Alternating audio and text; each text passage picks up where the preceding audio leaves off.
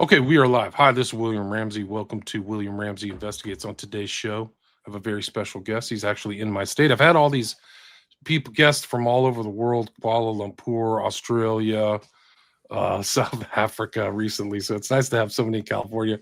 We were talking the pre-show about the current state of California, which is a very strange place these days, is a nice way to put it. But he has just authored a book within the last month. If you're watching this on my 3 return, I actually have another YouTube channel that somebody showed me that I can't even access, but the 3 ones that I can access now are 3 YouTube channels this is broadcasting to, plus X, Rumble, and Rockfin. You'll see the title of his new book. The full title is The Martyrdom of Charlie Kirk for Christ and Country. His full name is Drew Thomas Allen, Allen.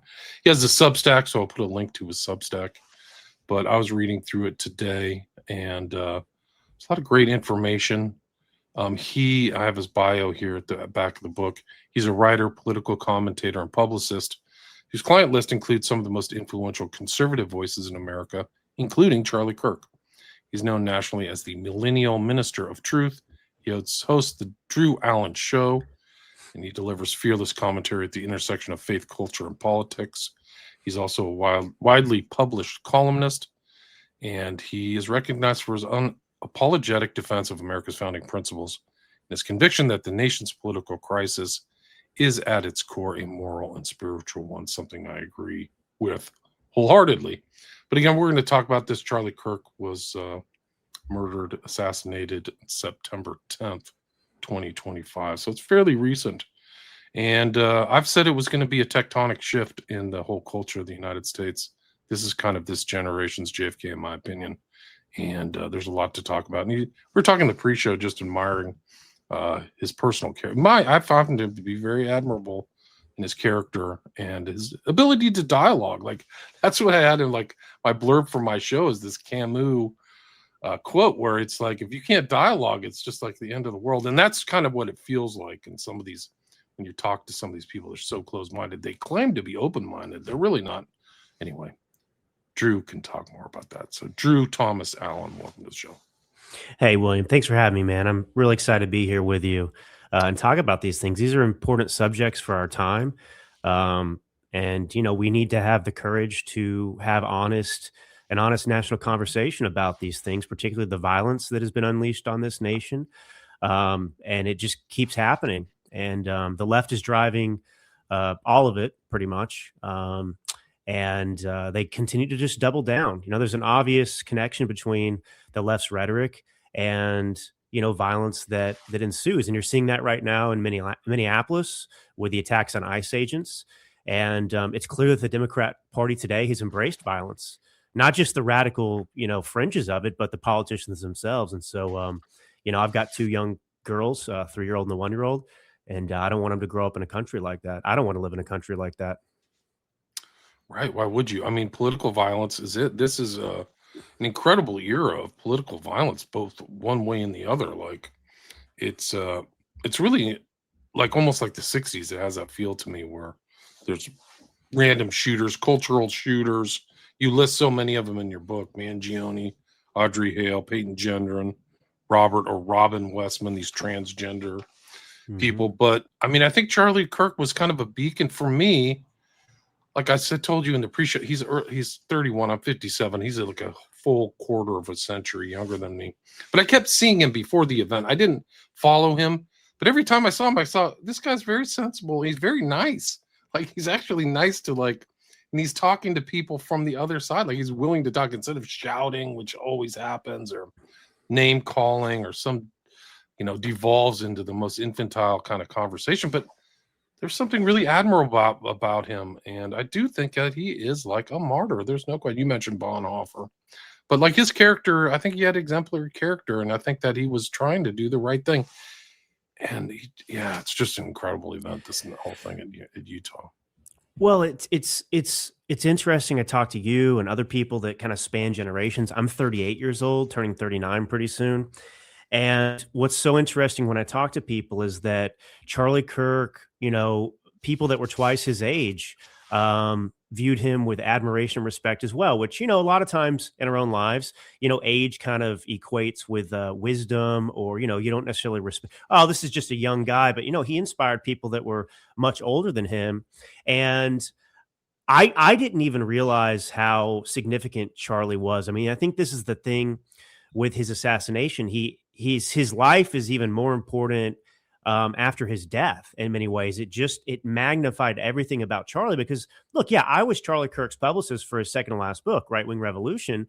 And, I'm dealing with people that want to talk to him, and he's in demand. But so I was aware of who he was, but I didn't pay that much attention. And then he was killed, and I just really dug in and he was so prolific, right? So there's all this testimony that exists for us to continue to watch and study. And I just found myself impressed by him. And as a matter of fact, I found him as an example of somebody that I wanted to be. And the main thing was he was fearless and totally courageous. You do not find, whether Republican or Democrat, many people, especially politicians, even people running for president, that want to go into a hostile environment, right? Like, I'll look back to that debate between Barack Obama and Mitt Romney. And, Barack Obama had to look to Candy Crowley to bail him out for a fact check, when he gets uncomfortable. And so people want these curated spaces because they don't want to feel uncomfortable. And he loved to debate. He wanted to go into these hostile environments, whether it was at Oxford or, these college campuses. I mean, there were many, many, many examples throughout his life and career. And I was just wondering, where does that come from? Right. Like, cause he like relished it. He didn't just, do it because he felt like it was an obligation. He did it because he liked it. You could tell that he enjoyed it, like somebody going on a basketball court and playing ball. And I think it came from his faith. I know it came from his faith. And Charlie Kirk, I think for people out there, Charlie Kirk is an example of American exceptionalism. And at least for me, what he exemplified is demanding constant improvement of yourself over a period of time. He was never satisfied to be the person he was, yesterday or today. He always wanted to improve, and he had a hunger for knowledge and wisdom, and he pursued that. And, his death did transform my life, William. That's a fact. And that's one of the reasons I wrote the book. It's a personal testimony. I'm a different person today because of his death. Interesting. I mean, that's how you kind of start the book off, as your own experience going through. And I know it had a very important impact on not just you, but many other people, like, really saw how serious the situation is, that somebody can end up dead for his idea, just for telling the truth and being a truth teller, really, in my opinion. Like, I mean, so do you think that you're part of a large group that has also been impacted? I mean, do you feel like that there's other people who've really, like, his assassination has really changed their, like, it's changed mine. Like, I've researched him now, but no, I don't think it's like a huge personal transformation like yours. But do you think that you're part of a large group of hundreds of thousands or millions of people of your era whose death has changed? Yeah, I think it's millions. I mean, over the Christmas, break, I was with one of my wife's cousins. He's a young guy. He's in his 20s. He just graduated from college recently. He studiously, watched everything Charlie Kirk did. And he was telling me about how it affected him and how influenced he was by Charlie and how much he loved Charlie. Shortly after his assassination, because people know what I do for a career, it gets interesting, when you live in a liberal environment, right? And you go to your kid's school and you go around the table and, hey, what do you do for work? And where I live, it's, I run a winery. My family owns a winery. I do this, I do that. Drew, what do you do? And it's like, oh man, here we go. Well, I'm a publicist for, Tulsi Gabbard and Charlie Kirk and Dinesh D'Souza and Peter Navarro, so it's like, there's nowhere to hide and I don't want to hide. But yeah, no, I saw it. And then, part of the martyrdom theme. I mean, I've run into a couple people, William, who really push back on the fact that I believe he's a martyr, which I didn't write that because I thought it was controversial at all. And, you know, I mean, the definition of martyrdom, you can be a martyr for any number of things. It doesn't have to be religious. It's, being killed for your beliefs.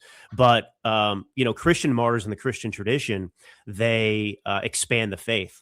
And Bible sales soared after his assassination. I met people who didn't even know who Charlie Kirk was before that suddenly were interested in him.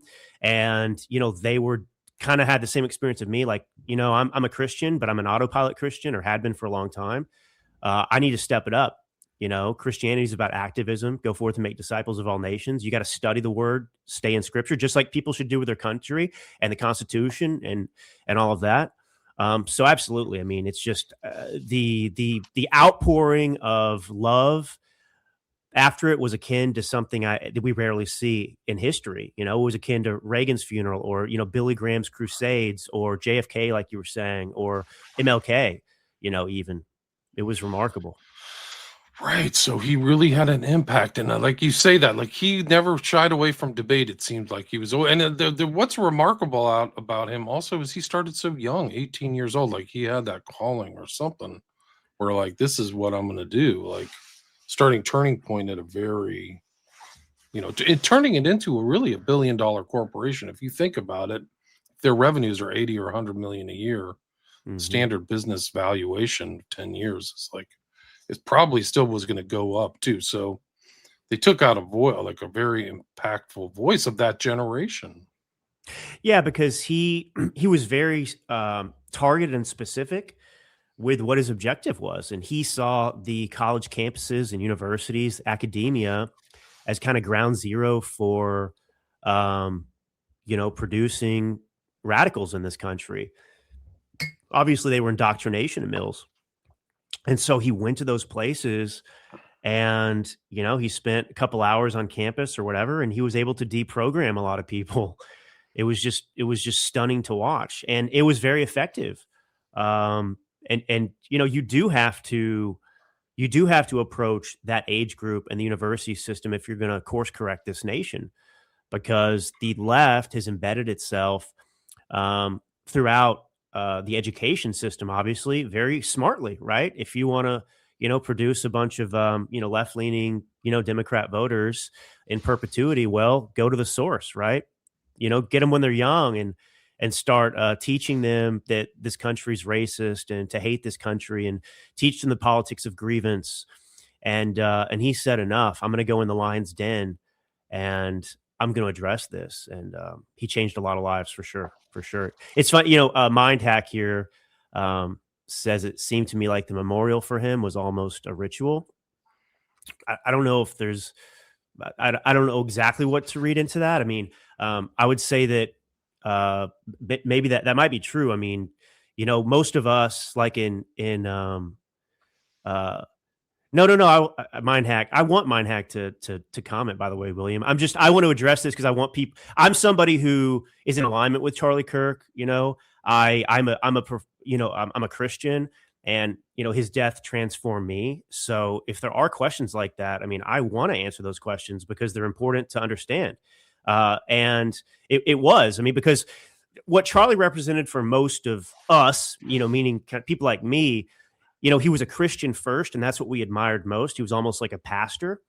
And so that's how we viewed him. We didn't view him as a politician. I didn't even view him just as, a right, leaning commentator. It was that this is a guy who could be the shepherd of a church. And so that's why that memorial took on such a profound religious tone, because that's what we lost, a Christian leader. That's what Charlie was for so many of us and many Americans. It seemed to be like, my interpretation is they were trying to make Turning Point seem like merely a political organization, primary political. And it seemed like that was the impression that I got from some commentators after he was murdered. And it didn't seem like that. Like he was really a cultural figure influencing politics. Would you agree with that? Oh, 100%. Yeah. He was a lot of things to a lot of different people, but I mean, he had the ear of the president of the United States. He had the ear of members of Congress. He would use his show, much like Rush Limbaugh would, he would use his show to influence decisions in this country. Whether you agreed with his politics or not, that's what he used the microphone for. And he was very effective. at that. And a lot of people were fighting, for his mind and to influence him because he was so influential. It was both ways, and in my understanding, he was very anti-war, very much involved in like not wanting war or conflict with Iran, which is happening right now. So I mean, there's pictures of him with Trump and all this. Like he really did have, he was very influential in that regard. He represented this kind of doorway to that generation, I think, of right-wing intellectuals, I guess is the best way to put it. I wouldn't call him like a pure intellectual. Do you know how many books he wrote?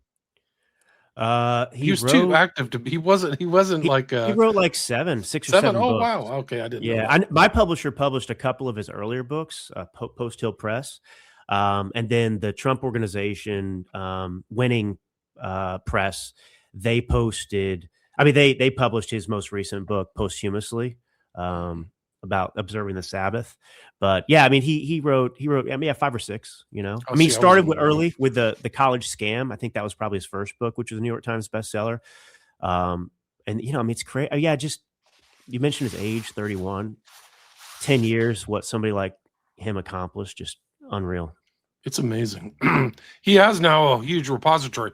His podcast, I think, was in the top 10 or top 20 podcasts in the world too. So not only was he out there making kind of content that involved dialogue or debates, but also streaming and Turning Point, this wealthy thing, he was a person of wealth. I think he had a very sizable estate when he passed away. At his young age, he'd accrued some serious, tens of millions of dollars, is my understanding. But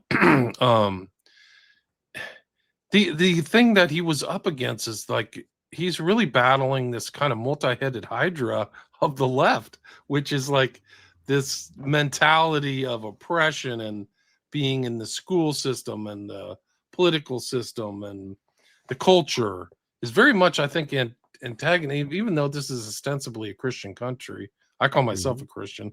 He was up against a lot of opposition, pretty nasty opposition too, I might add too. Like I don't think that he ever called for violence. They just accused him of hate, and his so-called assassin Tyler Robinson said this word hate, which also emulates this ADL. Like they're very sensitive to hate, like perceptions of hate, which is an interesting kind of phenomenon. Maybe you can expand on that. Well, sure. The left and the transgender community, Democrats, they accused him effectively of hate speech. So they said that his speech was violence. And then when an act of actual violence was carried out that claimed his life, that was somehow viewed as righteous, right, and justified by them. It's these phrases are intentional and they've worked their way into the lexicon. I mean, a week or so after his assassination, Barack Hussein Obama, America's first Muslim president. I know he claimed to be a Christian, but I make that joke because he was like the Billy Graham of Islam. Islam never had a bigger, megaphone than Barack Obama. But Barack Obama went over to London, and it was the O2 Arena, and it was right after Donald Trump had brought up that pregnant women shouldn't be taking Tylenol. And Tylenol itself had said this in 2017. This wasn't, it wasn't controversial at all, actually, until Donald Trump says it, because in this day and age, if you're on the left, you just have to be against anything Trump is for. And Barack Obama used that same phrasing to describe Donald Trump's discussion about Tylenol. He said that, his words were violence. And it's an inversion of reality, obviously. And it feeds the mentally ill amongst the leftist ranks that are chomping at the bit for opportunities and justification to, go out and protest and riot and inflame the situation in America. And the thing about Charlie, the thing about me, obviously we can get mad and get angry about stuff, but fundamentally, as a Christian, there's a bastardization that's taken place in this country that's been propagated by the left, and it's been accepted by many people on the right, including Christians, which is that, Christianity can have no place in American politics. And people don't understand the distinction between a theocracy and, a republic that absolutely permits, a discussion of religion and God by politicians, etc. And the left points to, they say separation of church and state. And people need to understand what that's about, because it's not true. It's not in our founding documents. It's not in the Constitution. It comes from a letter that Thomas Jefferson wrote to the Danbury Baptists. The Danbury Baptists were a smaller congregation and or denomination at the time, and they were facing potential persecution by other religious denominations. And Thomas Jefferson, ironically, the point of the letter and his word, separation of church and state, it's to say that the state is not to interfere in your practice of religion. It's not to prohibit you as a religious person or Christian for participating in politics. It's the opposite meaning. And so, but they use that rhetoric to try and keep us quiet. And the point is, all policy decisions regarding politics, they flow from an underlying ideology. And so if it's not coming from a Judeo-Christian value system or Christianity itself or scripture, it's going to come from somewhere else. And transgenderism and the left itself are religions. And for someone like Charlie or me, Charlie would always talk about a transcendent power. And this is what distinguishes conservatives from, the left today.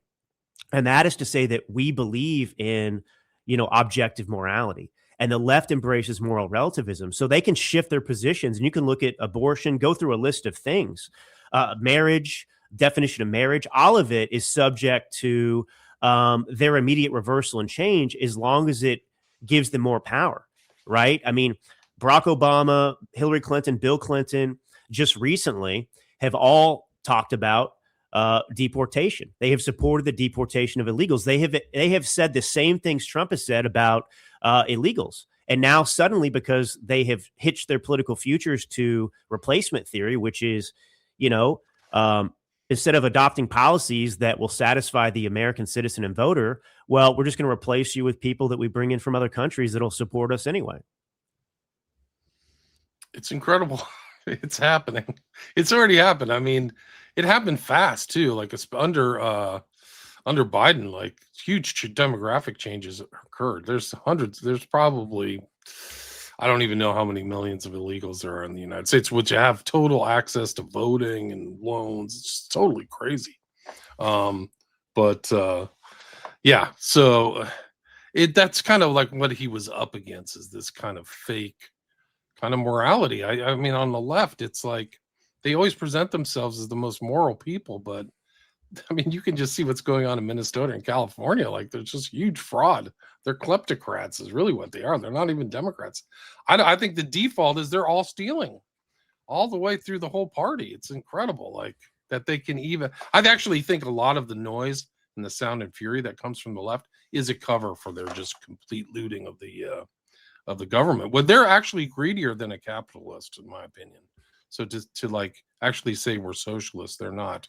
They're actually accruing value like a greedy capitalist only for themselves and stealing from everybody else, every other taxpayer. It's a total joke. So you got to see through these lies, people. They're just, and the transgender stuff is like the height of immorality and like almost playing God stuff, like that the left can even advocate for these things, which in a lot of these studies, there's been a lot of studies on these transgender and the outcomes are never good. It's not good. Yeah, and these are things that you're not supposed to be able to talk about in public, right? These are the most protected, coddled classes of people, victim classes in America. You can call me a fascist, you can call me Hitler, you can dehumanize me all day long, white Christian Drew, but how dare you even broach the topic of, transgender violence in this country and the fact that there is a biological reality. There's male and female, period. And no matter whether you chop it off or not, you're not going to become a woman, or the opposite sex. The gender theory is just such an outrageous thing. And you're seeing that on full display at the Supreme Court with the gender theorists at the ACLU just humiliating themselves. They can't define, men and women. Yesterday or today before yesterday. Men can have babies. Can men have babies, William? Can men have babies? Of course not. Of course not. Like, this is such obvious. It's almost like a mind rape is going on in the public discourse. Like, it's a distortion of reality itself. It's almost like you're a magic wand or something. It's weird. Like, it doesn't make sense that these people are, this is the kind of the warmth of collectivism's ideas coalescing where they can't even get out of it because the party with a capital P is dictating this. Like, well, we don't know what a woman is. Like, I mean, they literally have this. Like, I think that other Jackson or Shatani Jackson or whatever, the other member of the Supreme Court is even, she won't answer. Like, this is incredible stuff. I don't think people realize what a cluster F we're in. This is crazy. Yeah. Well, and with Ketanji Brown Jackson, just a perfect example for the Charlie Kirk dehumanization that took place. He made the point, which was absolutely true, that she's a DEI hire, right? I mean, she's not worthy of the Supreme Court. And this is a woman who, when asked, define a woman, said, I'm not a biologist. And yet suddenly she's an expert on gender theory and, these classifications where, biological males who want to beat up women in sports, well, they have a right to go and play in those fields and go in their locker rooms and everything else. And Charlie Kirk pointed out that, she's only in that position because Joe Biden himself, the only qualification he put out was, I am going to make sure the next, appointment is a black female. And they called him racist for that, and it's like all of Charlie Kirk's positions were totally misconstrued and lied about from him, and I don't know. I mean, I like the transgender issue. I've got a chapter in the book called Frankenstein's Monster, and it's relating the left's radical transgender experiment on kids to that story of obviously creating something that, doesn't exist, shouldn't exist, that isn't, playing God, kind of to your point. But then worse is just like Frankenstein, Dr. Frankenstein, he didn't want to take any responsibility or accountability for what he unleashed on society. And the left doesn't want to do that anytime these mass shootings happen or the Charlie Kirk situation. And I don't know. I mean, maybe that's why I was telling you before the show. It's like, I just checked today and this is like the 10th time Amazon has censored this book. Like every time people start to buy it, they shut it down. Like they turn the spigot off. And I don't know if it's because they don't want these controversial truths, being widely distributed. It's crazy. I mean, it's like Eric Metaxas wrote the endorsement for the book. I mean, he's a pretty famous guy, it's wild. Right. But I mean, here's the thing. There's some of these people that I shoot, they're all, a lot of them were transgender. So, or trans. Robin Westman, who I listed, Audrey Hale, the supposed killer, Tyler Robinson's boyfriend is a tranny or whatever. I'm not even supposed to say trans. How are they censoring your book? Are they taking it off for sale, or you can't find it on Amazon? Or it's what? No, you can absolutely find it. What they do is you can go and put that in your shopping cart, and when you go to click purchase, you'll get a message that says that this book cannot be shipped to your address, and it doesn't matter. It's like censorship by friction. So they don't make a loud noise, that, oh, this book's been pulled from Amazon. They just interrupt the ability to distribute the book, right? And I mean, people can get it at Target and Walmart and some of those places, still bookshop.org, I think. I mean, but Amazon's where you want people to buy the book because it, the more, as people buy the book, you get visibility. And this book was I put this book intentionally, William. I think you'll appreciate this.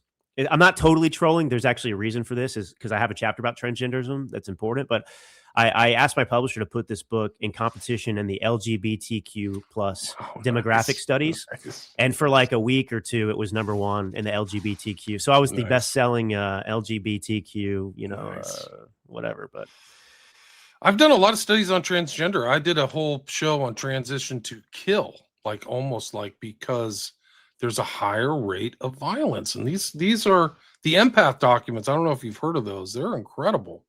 Like they're literally deceiving the parents about outcomes and consequences.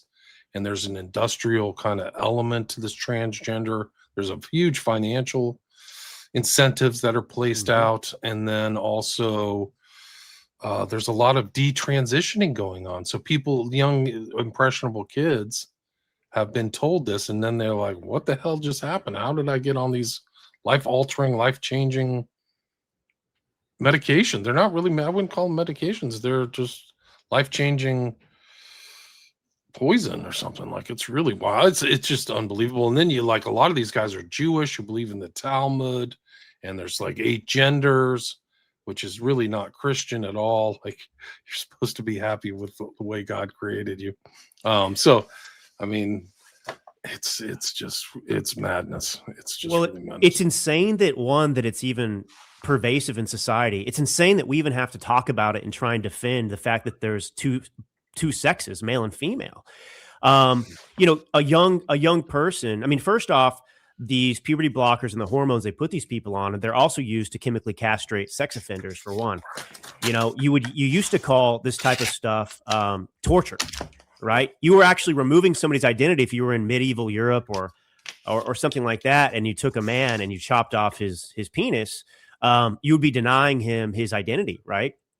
Yeah. And obviously, that's what happens. These people no longer can procreate. Some of them, I don't think a lot of them can procreate. So. No. And look, what's so frustrating to me, things are changing though. So when I first started doing this, William, when I first, I had a publicist before my publicist hired me and made me his VP eventually. But, so I would go on and as a pundit, I go on radio and TV and talk about different issues. Right. And I went on this one radio show and I very calmly said, there had been another episode even a few years ago, obviously, of transgender violence. And I said, this transgenderism is a mental illness. And he shut me down. He wouldn't let me continue talking. He wouldn't even debate me on it.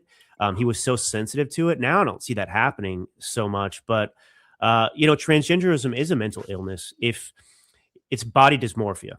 It used to be in the DSM. It used to be in the diagnostic medical thing that has a mental illness. Yeah. So it was diagnosed that way. I don't know what happened. It taken off, but yeah. Well, it's body dysmorphia. Yeah. Well, you have to ask, so why does the left support this, right? Why is the left exclusively backing this? Obviously, they've incentivized it too. There are doctors who have no souls who are making a lot of money off of this. That's where you can probably find, it's always about money at the end for some of these people. Everyone's for sale, apparently. But, if you have a young kid and they're anorexic or bulimic, you wouldn't tell that person, hey, that's great. Keep sticking your fingers down your throat and vomiting so that you look like what you want to look like. You would never support that, right? That would be evil. Right. So why would you then tell someone, what's the difference in somebody who looks in the mirror and says, oh, I think I'm too fat. And then somebody looks in the mirror and they say, oh, I don't want to be a man or I don't want to be a woman. So it's incredible to see that. And obviously, the main problem for me is, look, if you're 18, I don't support transgenderism and never would. I mean, if you want to wake up every day and destroy yourself by drinking, a handle of Jack Daniels, I'm not going to condone that either. I'm not going to come to your house and give you a bottle of Jack because that's your thing. That's wrong. That's not love. And that's one of the things that people have to understand. Love is not condoning sin, right? As a Christian, Jesus never condoned sin. He would send people away and sin more. Yeah, go and sin no more. Amen, brother. Right. So anyway, these, the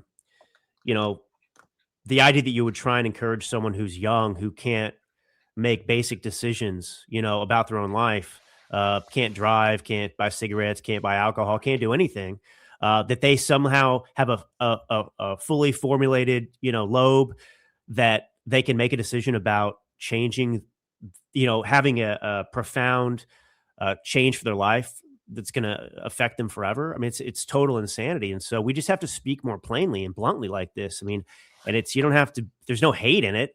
If anyone hates anybody, it's the left who would do this to children. It's torture, it's mutilation, and we shouldn't tolerate it. Yeah. And society, they're taking away somebody who could be a productive, have kids and, start a family or do all those things. Like, they're out of the system. And it's really disgusting. Like, these are totally evil people. Something has happened even in my lifetime where the left has morphed into something, in my opinion, demonic. Because it used to be the left was it wasn't communist. It was much more about economic rights and economic thoughts and, people covering the culture of the left has really changed in one generation into something strange with all these like weird Luciferian flags everywhere that are multicolored, like Sodom and Gomorrah.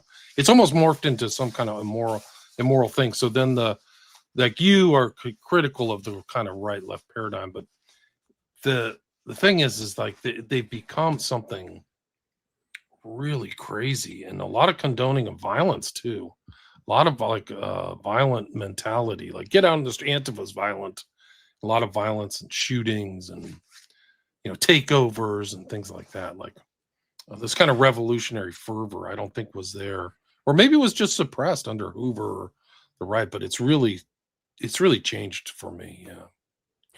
Well, I mean, the left, for a long time has been inundated with this Marxist ideology. I try and read Saul Alinsky's Rules for Radicals, which is the left's playbook for fomenting Marxist revolution in this country. Dedicated to Lucifer. Yeah. So this helps you understand like who these people are you're up against. And I'm reading some of these comments too. It's hard to keep up with them. We'll go over the comments at the end in about 20 minutes. I'll go over. Yeah.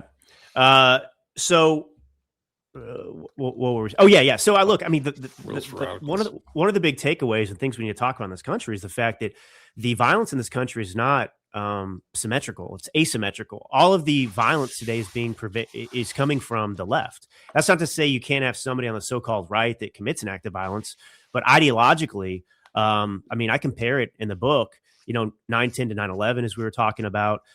There's very little difference between jihadists, radical, Islamist terrorists, and the radical leftist terrorists in this country. One does it in the name of religion, and the other does it in the name of progress.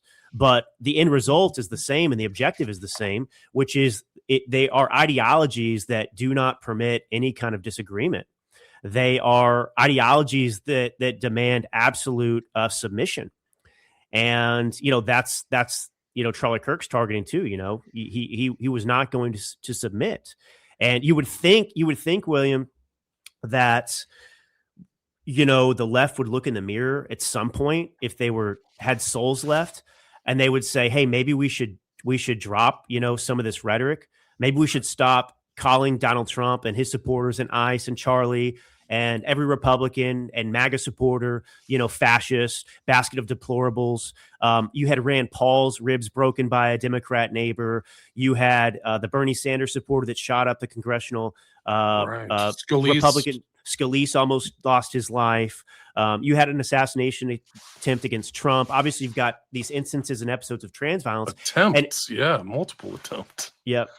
And so, and now we've got ICE, and the responsible thing to do would be to say, hey, ICE is here. They're federal agents. They're doing their job. We don't want you to get hurt, so stay out of the way. Instead, they're trying to create more situations where they can exploit conflict between ICE and these protesters to escalate further. No question. That girl that was murdered in Minnesota, or killed, I should say, she was antagonizing ICE. Like, she wasn't some innocent bystander. She parked her car. She had been bothering them and intimidating them. Much like, these strange things that happen, like the other shooting. Was it Wisconsin, where the kid killed three protesters? Like, these things are exacerbated by the rhetoric and doctrine and getting out into like, breaking the law and things like it's just incredible. These are just incredible events, and they're all distorted. The reality of them, it's distorted on TV. You see it all the time, and they actually do. I mean, people celebrated Charlie's death. They blame the interesting thing is that they actually blamed him. It's his fault that he was killed because he was outspoken. And I remember people celebrated. It was TMZ that I saw that these people heard Charlie Kirk was dead. They literally cheered. Like, very sick. These are very evil people. Like, you're cheering this young guy's death. This guy's the most benign guy. Just, he had his own opinions. You don't accept that. And that's one of the interesting thing is that the Christians aren't trying to destroy somebody's life, but the left will destroy you. they'll try to take everything in your life, your home, your job, and all this stuff. And you mentioned the ADL too. They've like come out pretty strongly against anybody critical of Israel too. Like, Well, this guy Greenblatt or whatever his name is. yeah, well, my main issue with the Anti-Defamation League is, I mean, they initially were started, to curb, anti-Semitism or whatever, but that's not even what they're doing today. They are a leftist propaganda machine. So, you've heard this talking point. You heard it throughout the Biden Autopin administration, and you still hear it from leftists that tells you that the opposite of what we're witnessing in reality, right? Which is that the majority, if not all, of the instances of violence in this country are coming from the right, right? And so, for example, Greenblatt supported BLM as a social movement. So BLM was not classified in the ADL's index as ideologically motivated violence from the left, nor was Audrey Hale, whose manifesto read like a Barack Obama speech or a CNN panel. Same thing. So these don't even make it in. But what they'll do is they'll find some bar fight in Wisconsin between two neo-Nazis. And if a neo-Nazi kills another neo-Nazi, they'll put that in there and catalog it as an instance of right-wing ideological violence, which is insane. And there's another issue with this too. The left-right labels that we accept and adopt and use in this country are dishonest. So those labels, left, right, are imported from France, and then they were kind of hardened in this country after the Russian Revolution. And obviously the right referred to supporters of the monarchy. The left, people who sat on that side, were the revolutionaries. And if you come over to the United States of America, there is no real right. I mean, you're either in support of the Constitution. We don't have a monarchical system in the United States of America. So left, though, is pretty clear. Those are socialism's the root of left-leaning ideology. And what's so interesting, right? So the left labels people like me or Trump or Charlie fascists, right? The root of fascism is socialism. Fascism is akin to the only difference between communism and fascism, for example, is that, or socialism, is that under fascism, you allow free enterprise, right? Private enterprise, but it must do the bidding of the state, right? And under, a communist system, for example, obviously, those private businesses are banned completely, right? For total collectivism. And so that's what's ironic about all this is fascism is a leftist system. They call it right, far right, but the root of it is socialism, which defines both. And so neo-Nazism has nothing to do with conservatism.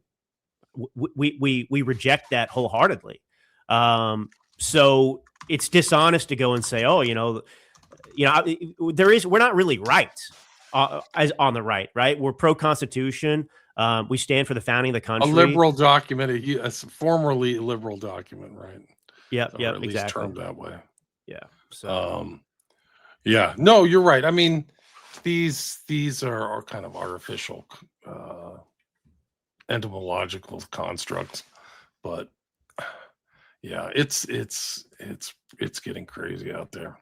Yeah, when the left says fascism, they're thinking like jackboots and people moving an organization and oppression.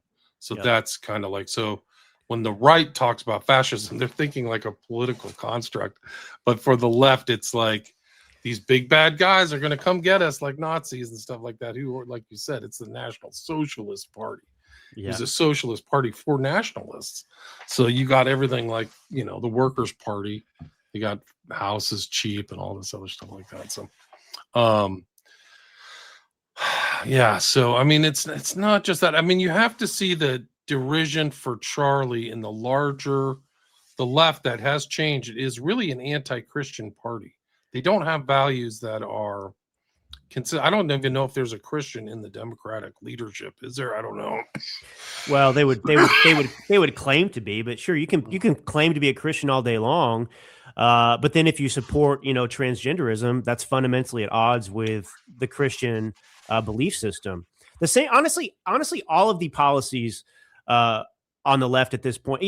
I was talking to I had a couple people over at my house for dinner last night. My wife cooked, and one's a mega pastor of. He's been a pastor of like a bunch of churches, but 10,000 people in the audience, and then kind of one of his.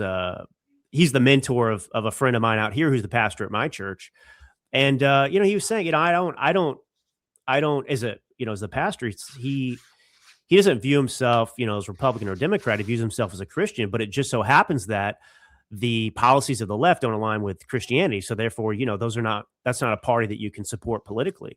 And I think that's the way to go. I mean, I accept that we have a two-party system. We still have the best. I think we definitely have the best system that exists. I mean, even though it's imperfect. So, it's not about me being a rigid Republican or anything like that. That's why I say I'm a conservative, because that ideology is outside of the bounds of a political party affiliation, right? Just like my faith. But the left is absolutely at war with Christianity. And that's why, again, we come back to them, talking about separation of church and state, et cetera, et cetera, et cetera. And you can see, I mean, they have like Mamdani in New York City is a communist. He can call himself a socialist all day long.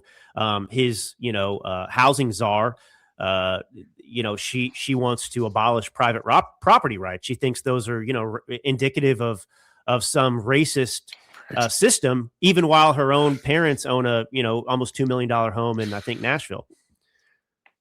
Total so there's no room for God. Yeah, right. Yeah, they're all hypocrites, man. All the leadership have NGOs and are funneling money off this stuff. It's all just a big ploy. Like, even Bernie Sanders, to me, is really one of the greatest con men and grifters in American history. And nobody wants to argue with me about it, because he's always talking about people it's the same kind of like fairy tale he gives to his followers. He's got 3 houses and drives around a Ferrari. Like, he's always out for the money. Like, he's like I said, these people are more capitalistic than the capitalists they so-called despise. They'll never give up their money, just like you said. So, I mean, I'm sure Mondami's getting his full salary and making sure all these here in California, there's so many losers, DIE losers, who are like getting twice the real salary they should, if they should even be employed, actually. Totally incompetent people in like fire department, stuff like that. Yeah. But I mean, it's grotesque. What denomination are you? Well, I grew up Church of Christ, which the only kind of critical thing with the Church of Christ is that we were a cappella, so we didn't have instruments in church. And now I'm just non-denominational, the church that. But I've experienced many denominations, because I went to an all-male college preparatory school in Dallas. It was Jesuit school, right? I went to Jesuit, yeah. So I went to Mass for 4 years, so I'm familiar with it all. But yeah, my current church is non-denominational. Where in Dallas? Is it Jesuit? Is that the name of the school? Yeah, Jesuit Dallas. It's in North Dallas. Yeah, North Dallas, nice. Yeah, North Dallas. Yeah, it's close. Is it what's the school that's over there? Is it Baylor? Baylor's yeah, well, you got Baylor in Waco. Yeah. Oh, okay. What's the one that's north there? In North Dallas, I forgot. Well, you've got SMU, Southern Methodist University. That's it. Yeah. Are you close to SMU? Well, my high school was. I grew up in South Dallas, technically in a town called DeSoto. But yeah, no, it's kind of interesting. I split my time between going to see my grandma in Waxahachie, which was just, old school, all American, and then North Dallas with the elites. So I think I'm fortunate that I've been exposed to so many different people, and as a conservative, it's funny too, William, because I spent my whole life around liberals. My college was very left leaning. I mean, my high school was very left leaning, and then I was an actor for a long time, and I lived in Italy for two years working for Marc Jacobs, opening and managing a retail store. So those are all left-leaning industries. So I never saw fit to convert, to the left. Yeah, but you said that you've kind of taken some calumny. You've taken some blows from people who, they attack if you're not part of the team. Like, you're always seen as kind of like an outsider in certain environments. Yeah. Yeah, I used to care. Now I don't. That was one of the changes that happened after Charlie's death too. A lot of people talk about, oh man, Charlie died. That inflection point, instilled fear in people, so they don't want to be courageous. For me, it was the opposite. I know it sounds funny, but him being murdered actually emboldened me and made me more courageous. Do you have time, Drew, for a few questions? I'm ting to go through them real quick. And oh yeah, man, your audience has been here, patient. They've listened. Let me see. If you guys have any questions, you can put them in the chat. But here's what we got here. Mind Hack, thanks for the super chat, Mind Hack. It's do you believe the guy who's arrested did it, Tyler Robinson? Yeah, this question had to come. Yeah, big question. Yeah, I believe it. I believe that absolutely. I understand there are many theories out there. Some people genuinely have questions. Some people are just asking questions, whatever. But look, it follows. There's obviously evidence out there for it, but it follows a clear pattern, right? So we know that there's left-wing violence that's erupting in this country. We've seen the targeting of conservatives for their beliefs. We've seen steady dehumanization. I experienced it in my own life with my friends that decided they couldn't be friends with me anymore in 2020. They didn't do it in 2016, but after 4 years of steady dehumanization, when I voted for Trump in 2020, all my left-leaning friends abandoned me. I don't have a single one left. Wow. And so the idea that here's what happened. The trans mafia and the left hated Charlie Kirk because he was an effective speaker, and they said his words were violence because, for one important thing, he would not acknowledge the transgenderism. He would speak out against it. And the LGBTQ plus alphabet mafia in particularly put a target on Charlie Kirk's back. They labeled his group, TPUSA, a hate group. And Charlie Kirk, what you don't know, because I do know a lot of people around Charlie Kirk, this guy was receiving death threats that were getting steadier and steadier for years and years and years. And so, and look, I know one of his security guards. I know some of these people around him, and they had tracked down some of these people that issued threats too. So they were very real on his life. And so the idea that somebody that, was in a relationship with a dude that thought he was a girlfriend, that didn't know he was gay, that hated Charlie Kirk and expressed hatred because he the trans community viewed him as his words as violence against them, that he would be motivated to go and shoot Charlie Kirk. I mean, that absolutely passes, the smell test. So yeah, that's absolutely what I believe happened. He also asked, what happened to no foreign wars? Good question. I thought that's why we elected Trump, is that we was going to stop the wars, which have only escalated. And he just asked for another $500 billion for the Department of Defense, which is absolutely crazy. Yeah. So, I mean, this is a nuanced, I have a nuanced view of this stuff. I don't want any long-term war. There's a debate right now, William, right, about what America first means. Does it mean an isolationist mentality? So, Venezuela, I don't even consider a war. And I believe that was appropriate action because it's in our hemisphere. I do believe that supports the Monroe Doctrine. And also, we have our enemies, the Chinese, the Iranians, the Cubans. It's a long list. The Russians, they were using Venezuela as a position to harm the United States of America, and that was over in 2 hours. So I mean, Donald Trump absolutely promised no foreign wars. I think that there needs to be a healthy skepticism about some of this stuff. Charlie Kirk expressed some skepticism. He didn't want to get involved in a large scale war in Iran. But look, when we went in and bombed Iran with that targeted strike, people were saying, "Oh no, this is going to lead to boots on the ground and whatever else," and that didn't happen. It was clean. We took out, their nuclear sites, or one of their major ones, and so it didn't happen. So I think that right now, with what's going on in Iran, it's a longer conversation, I guess, William. I don't want to see Americans go into a situation like obviously Iraq was, or Afghanistan. I don't think that's what Trump's plan is in Iran. But the world is a more stable place without the Iranian mullahs, sponsoring terrorism, targeting, the West and the United States. Obviously, it includes Israel too. But Iran's a different place in the Middle East because in 1979, it was pro-Western. It was actually effectively an ally. And, since then it's been a theocracy. But I don't have an issue yet with what Trump, is doing, Gotcha. RR Channel asks, where is Charlie Kirk buried? Do you know? No, I don't know. I mean, I think I don't the idea that Erica Kirk has to go and publicly release where he's buried or if he was buried or cremated. I don't know any of that information, but what do you think? What you want to put guards? I mean, Charlie Kirk got shot in the neck,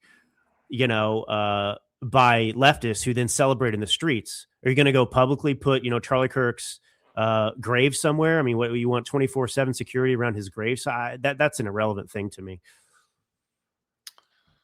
Okay. Next question is from Telegraphic. I'm glad you wrote this book. Does it go into TPUSA and the potential recruiting directing of Charlie? No, it doesn't get into TPUSA. And I want to be clear too, I mean, I respect, people's different opinions about, what happened to Charlie and who did it. And this book really isn't about that. This book is about obviously the effect it had on me. And it's about what I view as a broader, more important, significant issue in this country, which is rising left-wing violence and a need for, Christians in this country to actually step up and be Bible-based again and to push back against this. This is exposing the left and what they've done, and it's holding them accountable for all of these episodes, right? Many of them we mentioned and you mentioned. But no, it doesn't get into TPUSA or anything like that, really. And then LG asks, question, Drew, who do you see, if anyone, that can be the synergistic powerhouse that Charlie Kirk was? They're not there. There's no one like Charlie Kirk. And that's one of the points in this book is you better become that person. I've got to become my best version of myself to fill that void. Nobody's going to replace him, but you can, everyone, what you should not do now, if you love Charlie Kirk, if he was influential and you liked him and agreed with him, what you should not do is just sit around and wait for another Charlie Kirk to show up to do that job. We've got to do that job ourselves. And that's why I focus so much on, okay, where did his courage come from? Why was this guy so unique? How could he have the courage and conviction to go in these hostile environments? And the answer to that is his Christian faith. And I have since found that myself as the key. That's a great way to end it. I mean, we are at the hour mark. Is there anything else you'd like to add or anything I missed, Drew? No, man. I just am so grateful to see, the response that people have had, including you, that, I think the threshold of tolerance for this type of political violence is coming to an end. But I just think we have to kind of, dig in. Did I interview anyone in Charlie's family?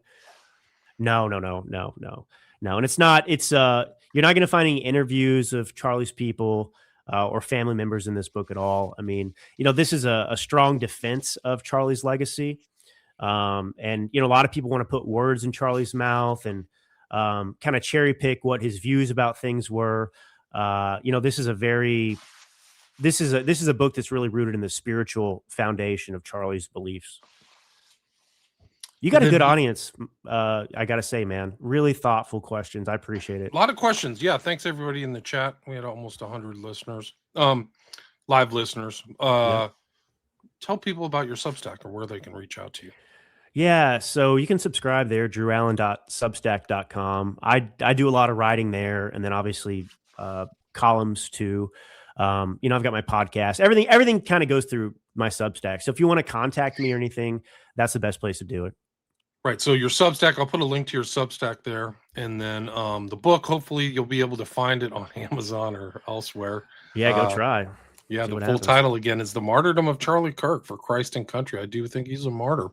And the full name is Drew Thomas Allen, Allen. So Drew, thanks so much for your time. Really appreciate it. Thanks, William. God bless you, brother. God bless you too. Stay there.